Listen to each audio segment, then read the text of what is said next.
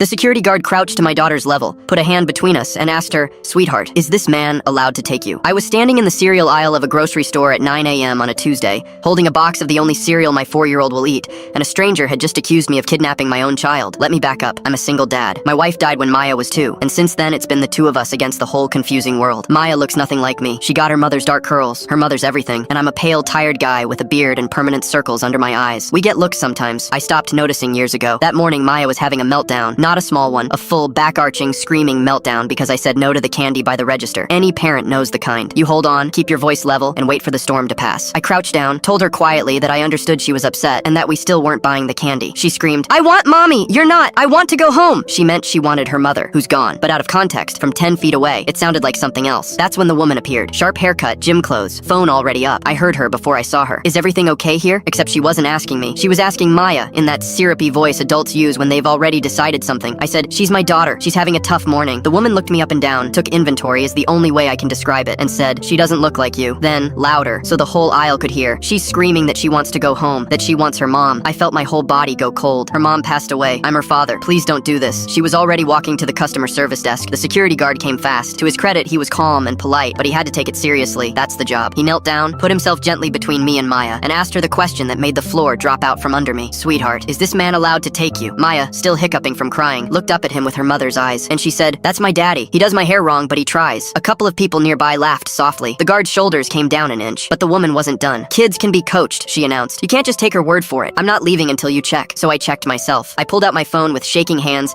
and showed the guard my lock screen. Maya as a newborn on my chest. Then the folder I keep of us. Her first birthday. Me pushing her on a swing. The two of us at her mother's grave with a little bunch of flowers she'd picked. I showed him my ID and Maya's pediatric card in my wallet with my name as her guardian and a photo of her mother holding her, where you could see instantly where those curls came from. The guard looked at all of it, then looked at the woman, and his voice changed. "Ma'am, this is clearly his daughter." She scoffed. "You're just taking his side because I have eyes," he said flatly. "And because you filmed a grieving man and his 4-year-old and put it online before you knew a single fact." He nodded at her phone, still recording. "Delete it, now, or we involve the police and talk about harassment, and you can explain the video to them." Her face went from righteous to panicked in about 2 seconds. She fumbled with her phone, muttering that she was just trying to protect a child, and hurried out without buying anything, heels clicking across the tile. The guard crouched back down to Maya's level. "Your daddy does your hair wrong, huh?" Maya nodded very seriously. "So wrong." He laughed, then stood and shook my hand. He apologized, said he had to ask, but he was sorry it happened at all. He even walked us to the register and told the cashier our cereal was on the store. Maya fell asleep in the car on the way home, exhausted from the whole thing. One small hand still curled around the cereal box. That night I did her hair before bed. Wrong, probably. She didn't complain. She just leaned back against me and said, "You tried," and fell asleep against my chest, exactly like the photo on my phone.